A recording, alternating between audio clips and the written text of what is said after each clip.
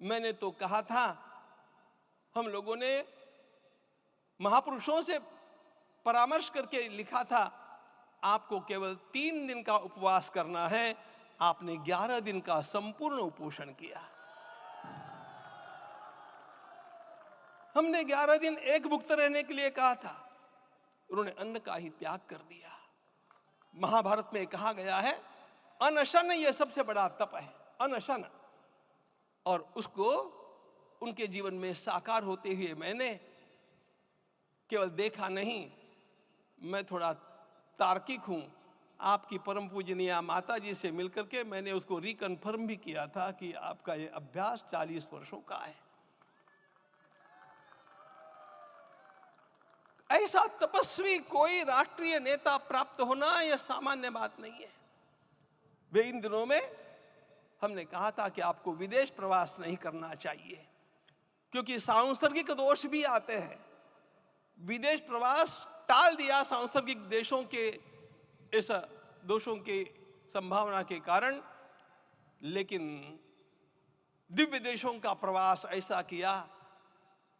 नासिक से आरंभ किया, गुरुवायूर गए, श्रीरंगम गए, रामेश्वरम गए।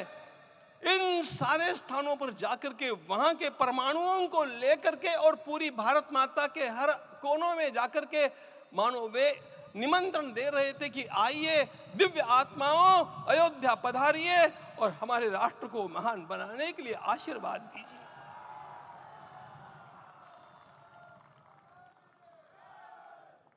हमने केवल कहा था 3 दिनों तक आपको भूमि शयन करना चाहिए। 11 दिनों से आप भूमि शयन कर रहे हैं। इस कड़कड़ाती ठंड में इस प्रकार का शयन करना, मित्रों, ब्रह्मा जी ने सृष्टि को निर्माण किया। उस समय उन्होंने एक शब्द को सुना था। भारत की संस्कृति का सबसे मूल शब्द है तप, तप इति। हमारे पूज्य गुरुदेव के गुरुदेव परम गुरु कहा करते थे, कांची के परमाचार्य जी महाराज, तपश्चर। मैं जब भी उनसे मिलता था वे कहते थे तपश्चर। आज तप की कमी हो गई है और उस तप को हमने साकार आप में देखा।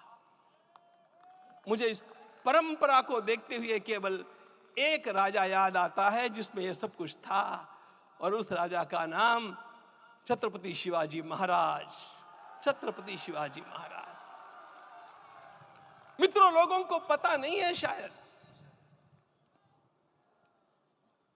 वे स्वयं जब मल्लिकार्जुन के दर्शन के लिए श्रीशैलम के ऊपर गए, 3 दिन का उपवास किया, 3 दिन शिव मंदिर में रहे, और महाराज ने कहा कि मुझे राज्य नहीं करना है, मुझे संन्यास लेना है, मैं शिव जी की आराधना के लिए जन्मा हूं, मुझे संन्यास लेना है, मुझे वापस मत ले जाइए। इतिहास का वो बड़ा विलक्षण प्रसंग है।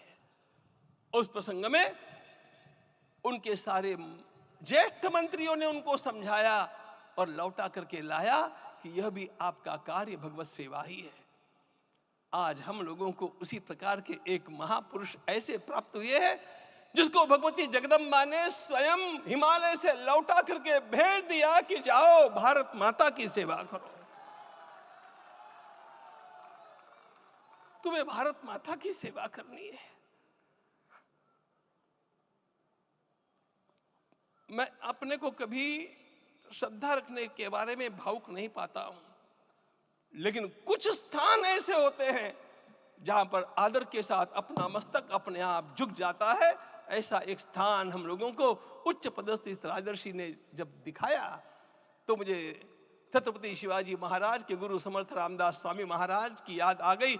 उन्होंने शिवाजी का वर्णन किया, निश्चयाचा महामेरु, निश्चयाचा महामेरु, बहुत जनासी आधारू, अखंड स्थितिता निर्धारू, श्रीमंत योगी, श्रीमंत। हिंदू जग जाओ भगवान लहराओ, हर घर में दीप जलाओ, राम प्रभु घर आए हैं, अवध में राम आए हैं, राम प्रभु घर आए हैं।